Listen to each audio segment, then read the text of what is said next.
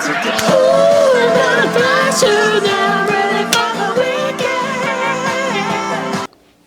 let's stop that. We've got to talk now. Today I'm going to talk to you about how to register your car in the EU if you're from outside the EU.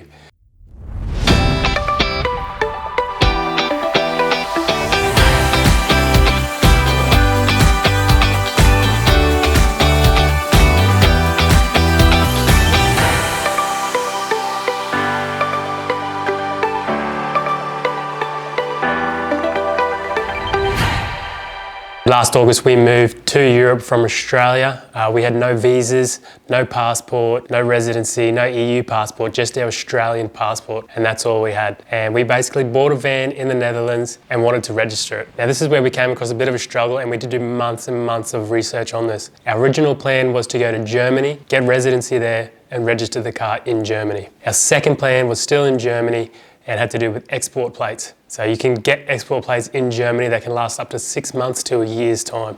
There is a bit of a problem with this as we bought the car in Netherlands. So if we registered it in Germany, we had to import the car to Germany. As of yet, we didn't really have a residency in Germany. We sort of had a bit of a problem. So I did read this article briefly a few months before we bought the van that you could register your car in Andorra. So I basically tried to find it, I actually couldn't find it. So I just said, stuff it, we're going to Andorra to register the car. So on we went to Andorra. So when we bought the van in the Netherlands, it is part of the EU. So we basically bought it with export plates, which means for 14 days, your car is covered under registration and insurance and you can drive it wherever you want in the EU. So we drove it from Netherlands to Andorra, which is about a 2-day drive. So it wasn't too bad really, because we come from Australia, it's really big. I didn't really mind driving for 2 days just to get to Andorra. Problem came when we came to about Toulouse, the van actually broke down. That wasn't really fun. So when we got to Andorra, we just went straight to the Automobile Club of Andorra, which is where all the registration takes place. We knew you had to go there because that's sort of where we found the article, that there was a touristic plate that is available. And that's what we ended up doing, getting a touristic plate. It's called an MT plate, which is something like Musical Touristica, which is basically a way, I think, of the government of Andorra encouraging more people to go to Andorra and spend their money and get a bit of money flowing in their economy, even though it is one of the richest economies in Europe. So this plate is basically for people from outside the EU. So if you're coming from America, Canada, anywhere outside the EU, Norway, you can go to Andorra and register your van in Andorra. Legally register your van. It's pretty weird because your address on the registration is still back to your home country of residency. So our van on the registration actually says that it's registered in Andorra, but our address on the registration is back to Australia. So if you are from the EU, you still can register your car in Andorra, but I think there's a bit of a trick here that you can't really stay in Andorra if you're getting MT plates and you live in the EU. You have to take the van back to where you're from. And then it comes a problem, as most EU countries, if you have a car in that country permanently for longer than 3 months, you have to transfer over the registration. But if you can sneakily get away with it, I don't think it really matters. So to sort of make this registration happen, you need to have a Euro 5 or Euro 6 class emissions vehicle, which basically means your car's going to have to be roughly 2013 or newer. Anything older than that, it won't meet the standards of Andorra and you won't be able to register it, unfortunately. And then it will have to pass a ITV in Andorra, which means your driver's side will have to be on the correct side. So if you're from the UK and you got your British vehicle, it won't pass the ITV. It has to be on the European side. Okay, apart from that, you're ready to get into the registration basically.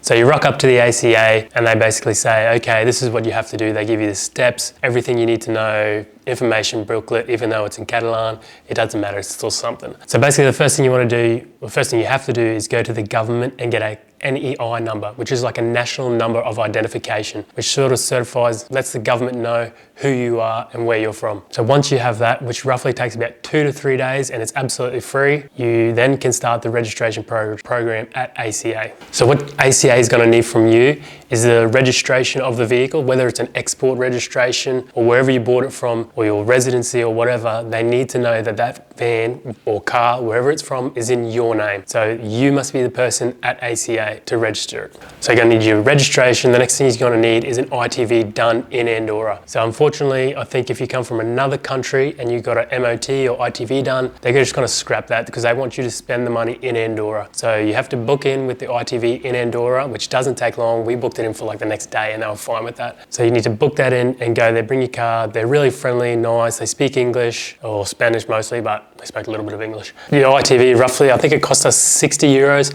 and it took literally like an hour. And they sort of ummed and ahed about it and they were looking at a few things. And it actually failed the first ITV because it had side steps and the document said that it doesn't have side steps. So we drove down the road, took the side steps out, put them in the back, drove back, and they passed it. So I don't know.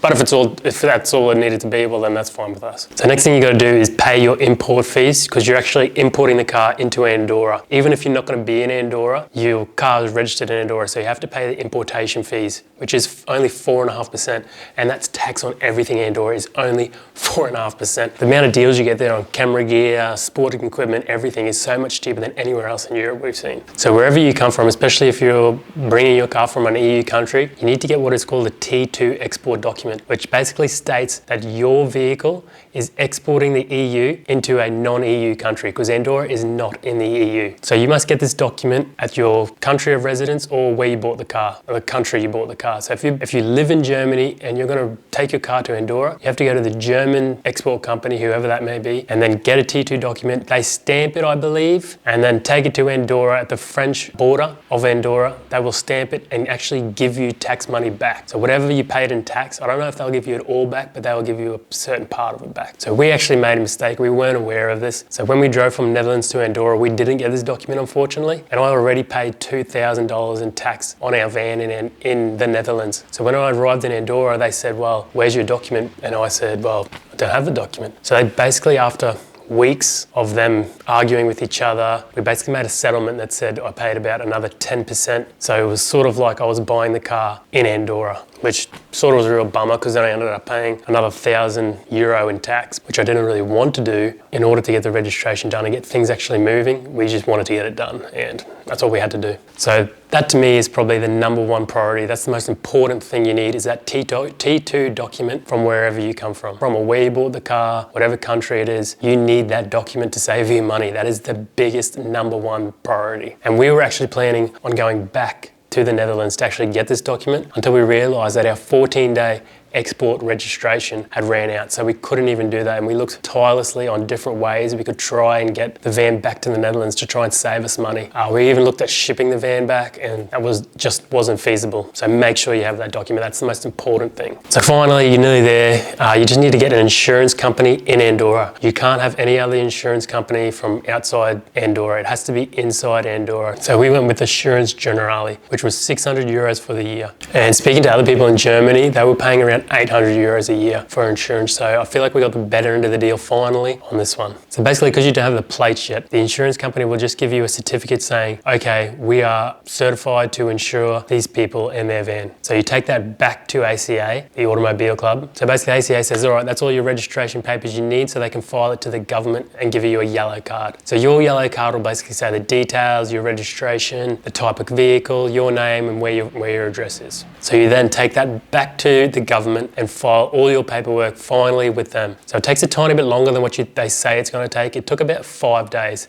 They said it would take 2 days. We weren't really stressed or overly time conscious, so it didn't matter too much. When you drop your card off, there's no way of them for contacting you. So you basically, when they tell you to come back, you just have to go back. And we got told every day that, yeah, tomorrow it's going to be ready. So we'd go in there tomorrow and they'd say, no, the next day it's going to be ready. So you just have to keep going in and making sure and chasing it up, and that's the only way. So finally, after the government has approved it, stamped it, signed it, you're ready to go. So you take that back to ACA and they give you your plates, finally. So you get your plates and then you take them to the insurance company. And the insurance company says, all right, sweet, we've got your plates, we know your registration, your car identity. So now you can insure it and pay for your insurance. So all that up from ACA cost €60, which was absolutely nothing. That's to register your car is €60. So your car is now registered for 1 year. For insurance, ACA does offer their own insurance. It's only third party though, and that costs around €300. So we decided to go elsewhere and we went to the Assurance Generale, as I said, and there was €600 for a full year. And full comprehensive, everything's covered, everything. Obviously we went with that one. For an extra €300, everything's covered. That's the way we went. And then you basically have to mount your plates, which is really easy. You just need a drill and a rivet gun. If you don't have any of that, you can just go to a local garage and just say, hey, I want my plates mounted. And someone charges €10 to mount the plates. That was it, €10. So a lot of this may sound daunting and scary, but if you go to ACA, they are just the most friendly people ever. This lady was from Poland, I believe. She spoke Polish, English, Russian, Spanish, French, and she just helped us so much. I couldn't give her enough thanks for what she did for us. So don't be afraid. Just go into ACA, tell them your situation and what you're doing, and they will help you out in every way they can. So if you didn't miss anything, we actually posted a blog article on lockyeash.com. You can go over there and check everything, and it has all the steps that you need to know to register your van in Andorra. So subscribe to the channel. Next week I'm going to be bringing out a video on visas and how we plan to stay in the EU for up to 3 years, maybe a bit more. This might be useful for some of you British people watching. With Britain leaving the EU, Australia and Britain might have similar laws and similar visa processes. We'll see, but hopefully you find it useful anyway. Thanks for watching, guys.